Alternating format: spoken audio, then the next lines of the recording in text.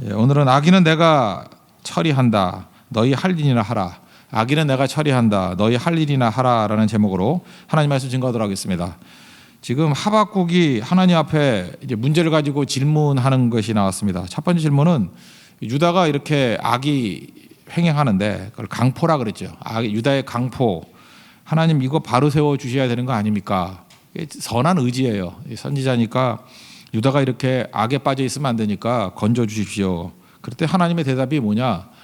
건져준다는 대답이 아니라 더 강포한 아수르를 일으키고 더 강포한 바벨론을 이렇게 세운다라고 말씀하셨습니다. 이게 도대체 이해가 안 되는 거죠.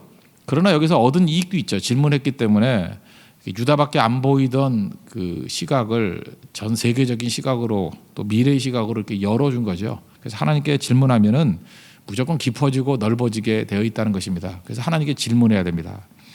그 대답이 만족되지 않으니까 이제 두 번째 질문을 하는 거죠. 또 질문하는 것입니다. 그게 오늘 본문 12절부터 이제 2장 전체의 내용입니다. 질문하고 답하는 거예요. 사실 2장 5절까지가 뭐 내용이고 그다음에 6절부터 굉장히 긴 내용들은 이제 하나님께서 이제 심판하신다 하는 그 내용들입니다. 조롱의 시라 그러거든요. 그 내용이 있는 거예요.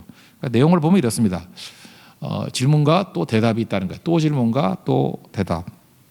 여기서 중요한 건 뭐냐면은 배경인데 하박국은 하나님을 정말 신뢰했던 것 같습니다. 그래서 질문을 해도 신뢰하는 관계를 먼저 확인하고 질문을 하더라는 거예요. 우리도 이게 너무너무 중요하다고 생각을 합니다. 12절을 보니까 하나님을 신뢰하는 표현이 나오잖아요. 근데 이게 6가지로 나와요. 선지자가 이르되 여호와 나의 하나님 나의 거룩한 이시여. 하나님을 이렇게 부르고 주께서는 만세 전부터 계시지 아니하시나이까. 그러니까 하나님은 창조 때부터 계신 분이다. 우리가 사망에 이르지 아니하리이다. 우리를 건져 주실 분이다. 또 여호와여 주께서 심판하시기 위하여 그들을 두셨나이다. 그리고 다 하나님의 뜻을 이해하는 거죠. 반석이십니다. 그리고 6번째 주께서 경계하기 위하여 그들을 세우셨나이다. 그러니까 하나님에 대해서는 한껏 이렇게 신뢰 표현을 하고 이제 질문을 합니다. 우리도 이게 중요하다고 생각을 해요. 최근에 어떤 성도로부터 제가 이야기를 하나 들었는데 이제 굉장히 뭐 신앙생활 하다가 이제 섭섭한 일이 있었던 것 같아요. 그래서 섭섭함을 표현하는데 그냥 대뜸 뭐 이런 교회가 다 있어 이렇게 나가지 않고 이렇게 얘기하더라고요. 뭐 저한테는 목사님밖에 없어요 이렇게 표현하고 두 번째는 새 교회가 제 마지막 교회입니다. 뭐 이런 식의 얘기를 해요. 그러니까 무슨 뜻이죠? 나는 신뢰 관계는 흔들리지 않습니다. 절대로 신뢰하는 건 있습니다. 그리고 이제 무섭죠. 그런데 하면서 이제 질문하더라고요.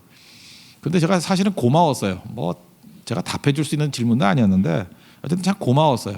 왜냐하면 신뢰를 먼저 확인해주고 좀 어려운 질문을 하니까 제가 대답은 제대로 못 해준다 할지라도 고맙더라고요.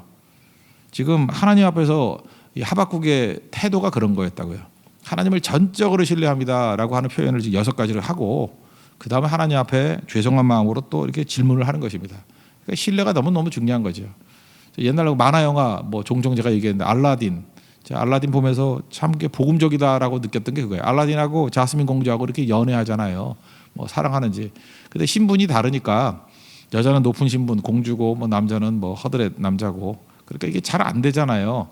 근데 그거 신뢰가 되는지 안 되는지를 보여주는 장면이 한번 나오는데 뭐 그 군졸들한테 쫓겨서 막다른 걸 뭐 벼랑 같은 데 오잖아요.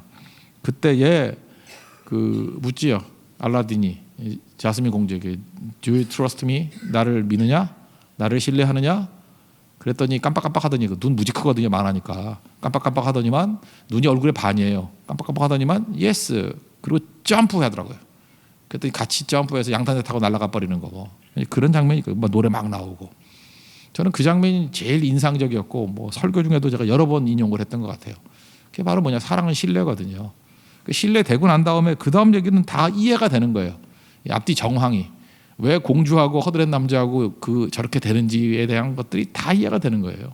그들은 사랑했다, 근데 신뢰했다라는 거예요. 그 진짜라는 거죠. 전 가짜가 아니라는 거. 그러니까 믿음이에요, 믿음. 알라딘이 요구했던 것도 신뢰거든요. 나를 믿느냐. 그게 사랑이지 그런 거죠. 우리가 하나님의 일을 한다 그러는데 하나님의 일이 뭡니까? 요한복음 6장 29절에서 우리가 무엇을 해야지 하나님의 일을 하는 겁니까? 그랬더니 예수님 말씀하시기를 보내신 이를 믿는 게 하나님의 일이다. 그러니까 일 중에 제일 큰 일이 뭐예요? 믿는 거예요. 믿는 게 일이라고요. 믿어줘야죠. 하나님께 영광 돌리는 인생을 살겠습니다. 이렇게 얘기하지 않습니까? 하나님께 영광 돌리는 게 뭐예요? 믿는 거죠. 마태복음 8장은 109장 나오잖아요.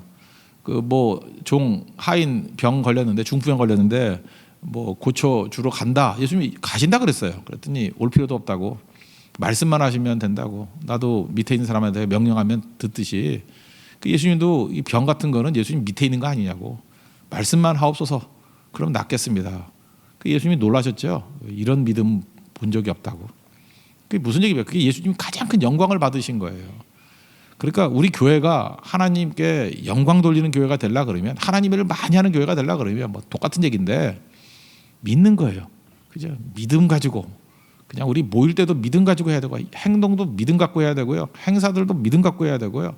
선교도 믿음 갖고 해야 되고 그 모든 일이 다 믿는 게 일에 믿는 게 그리고 자꾸만 믿으면요. 하나님을 철저히 믿으면 그러니까 이렇게 얘기하면 돼.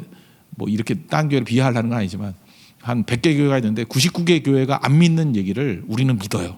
하나님 그렇게 될 줄로 믿습니다. 그럼 그게 영광 돌리는 거라는 거예요. 여러분 하나님 앞에서 이런 신뢰가 있는 하나님의 거룩한 백성 되기를 바랍니다. 근데 우리 하나님을 믿는 게 참 좋은 것 같은데 하나님 안 믿고 자꾸 자기를 믿어요. 저도 그랬던 적이 있는데 전 이제 시력도 나쁘고 하잖아요. 근데 제가 제일 웃긴 게 뭐냐면 저기 미스바 가다 보고 유리 있잖아요. 유리. 나 거기 몇 번 부딪혔어요. 참 내가 그래서 제 사모가 그런 얘기 하더라고요. 자기 믿지 말라고. 그 한치 앞에 유리창도 못 보는 주제에 뭘 자기를 믿냐고. 저한테 맨날 그래요. 맞죠? 자기 믿을 게 못 된다. 하나님 믿어야지. 내 눈 믿을 게 못 돼요. 맨날 벌써 4번 부딪혔어요. 4번. 근데 왜 내 머리에 대해서 관심을 안 갖고 유리창 안 깨졌나 그걸 확인하는지 모르겠어요. 내가 그 코미디 같은 일인데 그런 일이 벌어지더라고요. 하나님만 믿어야 돼. 하나님만. 하나님 신뢰하는 게 영광이 된다는 것입니다.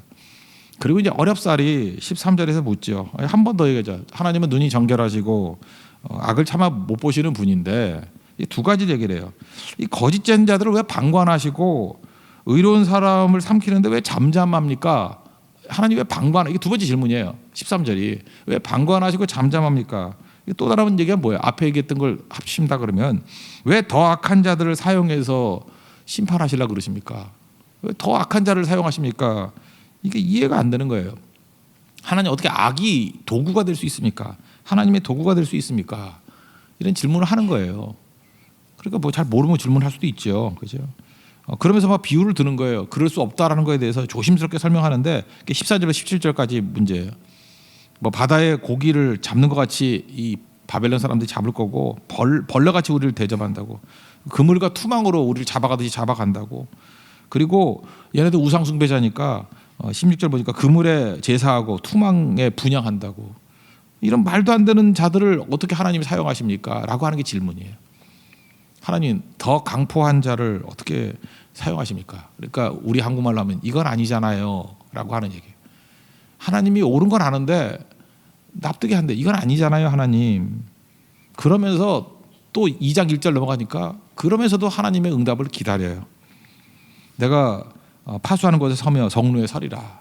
그러면서 하나님이 응답이 있을 때까지 내가 기다리겠다. 이게 신뢰죠.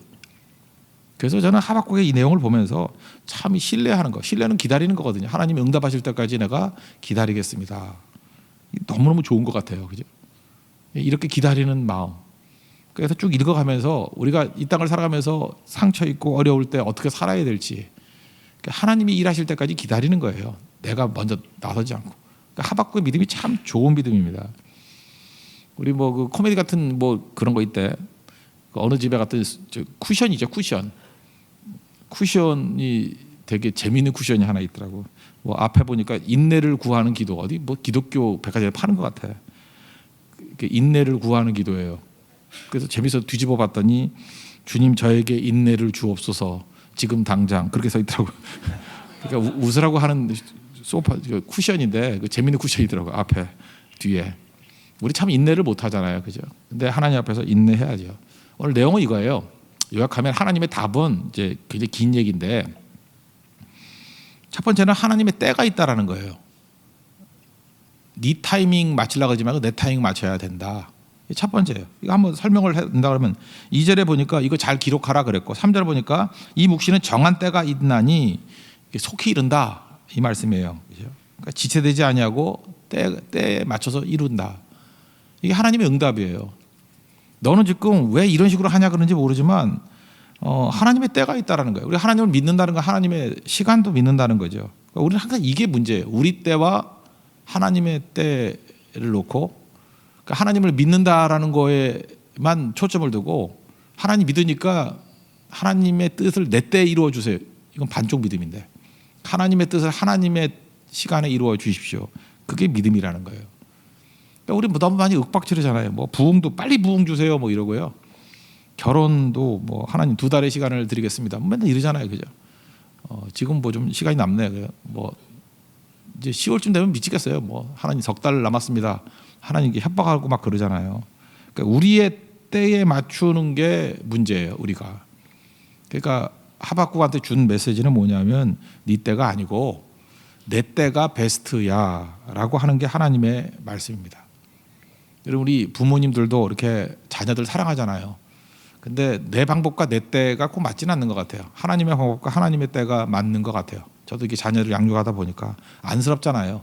그런데 자녀한테 맞추려고 하다 보면 부모의 마음이 오히려 장애가 될 때가 되게 많아요. 그냥 하나님이 이끌어 가시는 게 더 베스트 웨이인 것 같아요. 우리 집은 아니고 어떤 집 얘기인데 아이가 이게 터울이 큰 거예요. 큰 애하고 작은 애가 12살 차이. 그러니까 뭐 늦둥이 난 거죠. 그러니까 이 꼬마애가 너무 힘들어 하니까 엄마가 외롭다고 강아지를 사 갖고 왔어요. 그러니까 따뜻한 마음이죠. 사랑하는 마음이죠. 그런데 뭐 계속 기침하고 천식 같은 현상이 벌어지고 그래서 병원에 가봤더니 이게 강아지 털 알레르기래요. 그때 이제 그 엄마 얘기가 그거예요. 이제 부모의 한계를 느꼈다고.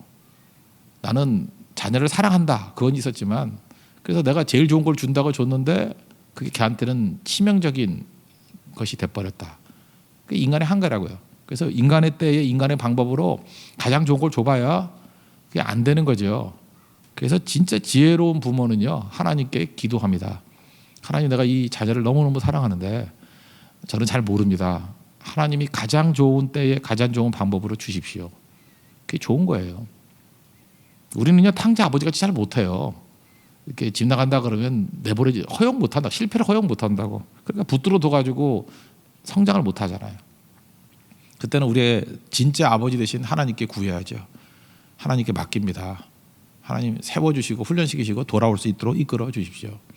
어거스틴의 어머니 모니카도 그랬다 그러잖아요. 로마 가면 안 된다고. 이 동네에서도 이 망난인데 로마 가면은 죄악의 속을 가가지고 어떻게 되겠느냐. 근데 하나님께서 그를 억지로 로마로 보냈는데 로마로 간 게 잘 간 거죠. 암브로스 만나가지고 성 어거스틴 돼버리잖아요. 그 엄마도 믿음이 있었지만 모르는 거예요. 우리는 때를 모릅니다.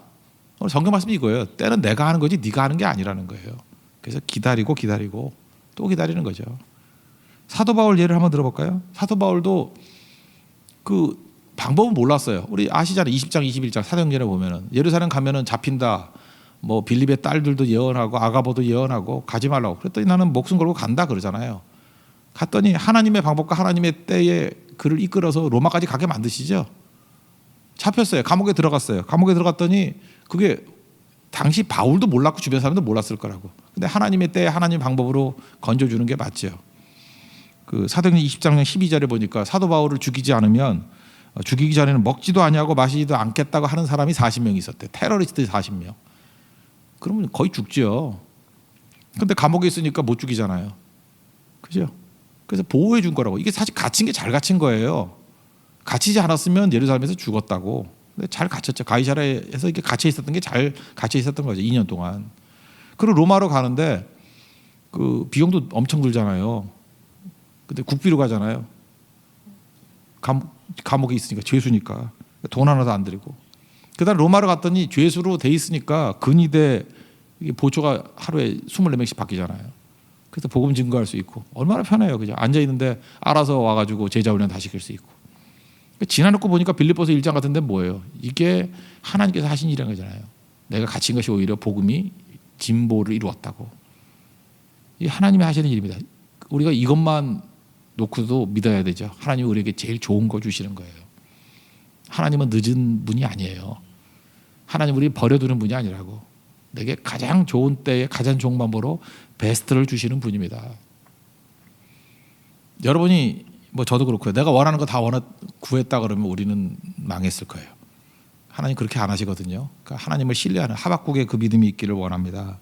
그리고 두 번째 얘기는 뭐냐면은 이 땅을 살면서 모든 상황 속에서 믿음으로 살라는 거예요. 그래서 오직 의인은 믿음으로 말미암아 살리라. 이게 여기서 나온 거거든요. 그죠? 2장 4절에서 2장 4절을 보시면 뒷부분에 보세요. 의인은 그의 믿음으로 말미암아 살리라. 루터가 이 말씀 듣고 그죠? 거듭남을 느꼈다 그러잖아요. 열린 문으로 들어가는 느낌을 받았다고. 자기 삶의 모든 문제를 다 해결하는 것 같이 느껴졌다고. 이게 하박국서 2장 4절에 나오는데 신약 성경에 세 군데 나와요. 로마서, 갈라디아서, 히브리서. 의인은 믿음으로 말미암아 산다고. 근데 이게 포인트가 약간씩 틀려요. 로마서에 나오는 포인트는 1장 17절에 나오는데 오직 의인은 믿음으로 말미암아 살리라 함과 같으니라. 그러니까 여기서 내용은 뭐냐 하면은 구원 방법이에요. 그러니까 믿음이 기준이라는 거예요. 지난주 설교했으니까 로마서 설교했으니까 뭐 이해가 되시죠? 만약에 기준이 믿음이 아니고 뭐 구제라든지 선행이라든지 하면 이게 공평한 게 아니라고. 부자가 선행하기 더 편하고 행함도 건강한 사람이 더 행함이 더 편하고 다 다르잖아요. 근데 믿음은 남자 여자 공평, 노소 공평, 부자 가난한 거 공평, 건강한 사람 병든 사람 병들어도 믿음은 가질 수 있잖아. 그래서 모든 사람을 구원하기 위한 방법은 믿음밖에 없다. 그게 로마서 시각이에요. 그래서 차별이 없느니라. 뭐 유대인에게나 헬라인에게나 차별이 없느니라. 그게 로마서에서 강조하는 오직 의인은 믿음으로 말미암아 산다라는 말씀입니다. 그래서 이게 이제 요한복음과도 연결되는데 요한복음에도 노뱀 등 얘기 나오잖아요. 쳐다보면 사는 거, 믿는 거하고 똑같은 거라고. 쳐다보는 거 뭐 힘드냐는 거예요. 요한복음 3장 14절 보니까 모세가 광야에서 뱀을 든 것 같이 인자 예수님도 들려야 하리니 이는 그를 믿는 자마다. 보는 거 동의어가 뭐예요? 믿는 거. 예수님 보는 거 믿는 거. 믿는 자마다 영생을 얻게 하려 하심이라. 그 다음 나오는 게 하나님이 세상을 이처럼 사랑하사 독생자를 주셨으니 이는 그를 믿는 자마다 멸망하지 않고 영생을 얻게 하려 하심이라. 그래서 요한복음하고 로마서하고는 이게 쌍이에요. 이게 맥락이 같아요. 맥락이. 그러니까 구원의 기준 믿음이라는 거예요. 믿음.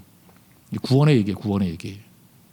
그래서 요한복음 20장에 나오잖아요. 이거 왜 썼다고요? 믿음 갖고 구원받기 위해서. 구원에 관한 말씀이에요. 그 다음에 갈라디아서에서는요. 이거는 이제 구원은 구원인데 율법과 대비된 얘기를 하고 있어요. 율법으로 구원받는다고 잠깐 팍팍 우기니까 율법으로는 안 되거든.